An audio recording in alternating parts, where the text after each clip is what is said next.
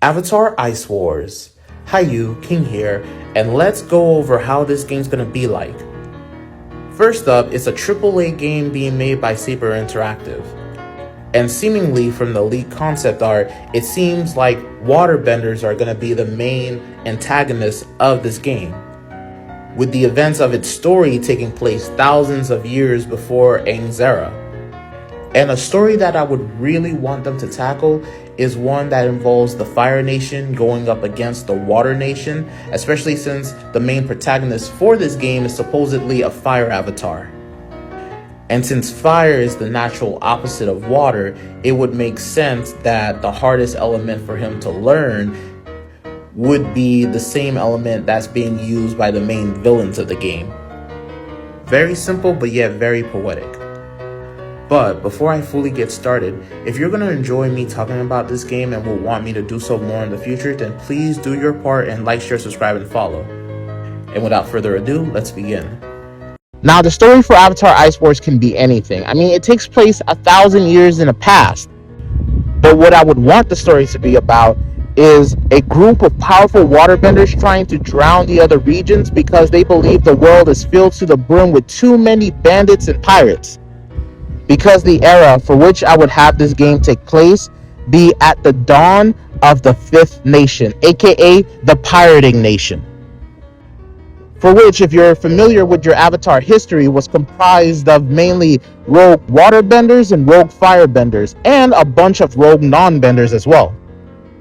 So because of this, I would have that be the encompassing force and reason as to why the main villain of the game is doing what they're doing, trying to drown the world so that what's left of it can start over new, fresh and clean.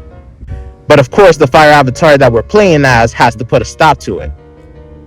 As for the power system of this game, I could see them not really going into depth with all of the sub-bending abilities and powers that we would later know the avatar to be able to have and do, such as metal or blood bending, or heck, even seismic sense, mainly because this was thousands of years before those techniques and abilities were even developed.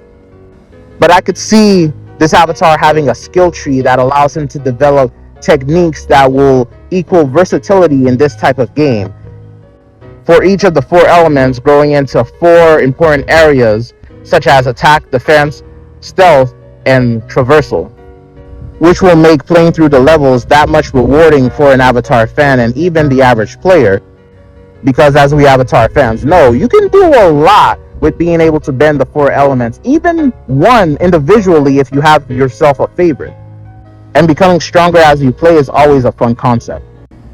The first boss that I would love for this Avatar game, set way back in the past of the Avatar universe, is a fire-bending bounty hunter. Heck, I would even love it more if they had a pet Shershu, just like June does, used to better help track their prey. And it would be a cool aspect of both their character and style if they had a mask, just like Zuko did as the Blue Spirit, or even Amon did.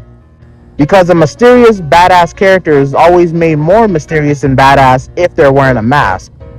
And I would like the mask design for a character like this to be that of a fox. I would also like them to be able to do lightning generation, because it has been revealed that even thousands of years ago, rare few firebenders knew of and could do lightning generation. So it'd be dope if this bounty hunter antagonist was one of those rare few people and she used it against you in your fights against her.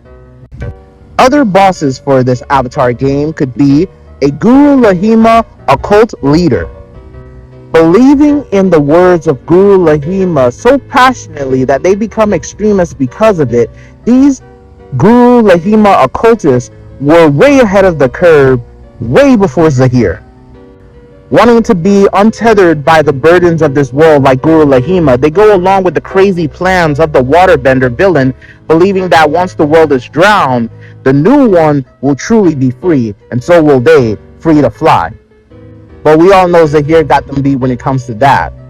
As for another potential boss that goes along with the theming of this game, we would have an earthbending bandit leader, leading a gang of earthbending bandits that can literally surprise spawn out of the very land you walk upon via their earthbending. And with him as their leader, he can earthbend rock shoes and rock gloves like the Dai Li way down the line. We all know that waterbenders can be very lethal when they want to be. I mean, the very villain of this game is supposedly a waterbender. But what if they weren't the only waterbending boss for this game? Like I said, this game is at the start of the Fifth Nation, which is comprised of rogue waterbenders and firebenders. So what if the pirate captain that gathered them all under their one flag was a boiling water bending, dragon riding pirate captain? I mean, you got the dragon from the Fire Nation able to exercise an immense amount of power with its fire breathing and ability of flight. And because of its fire, it's able to boil all the water around them, which they're always around because they are sailing on water, through which with their water bending equals boiling water bending.